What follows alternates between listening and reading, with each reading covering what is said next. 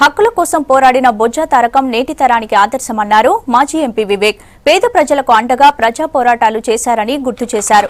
బాబు జగజీవన్ రామ్ అఖిల భారతీయ సమత ఆందోళన ఆధ్వర్యంలో హైదరాబాద్ లో బొజ్జ తారకం సంస్మరణ సభ నిర్వహించారు. సైదాబాద్ లోని ఫెయిత్ హోమ్ అనాథాశ్రయంలో జరిగిన ఈ కార్యక్రమంలో జస్టిస్ చంద్రకుమార్, మాజీ ఎంపీ వివేక్ పాల్గొన్నారు. ఒక పాట పాడతారు బొజ్జ తారకం మీద. ఓకే,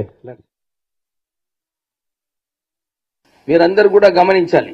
వారు ఏదైతే చెప్పినారో ఉద్యమకారుడు, రైట్స్ యాక్టివిస్ట్, బీద ప్రజలకు ఎప్పుడు కూడా అండగా ఉండి వారి భూములకు కాపాడటానికి, వారందరికీ ఒక దారి చూపించడానికి ఎప్పుడు తారకం గారు పనిచేస్తూ ఉండేవారు.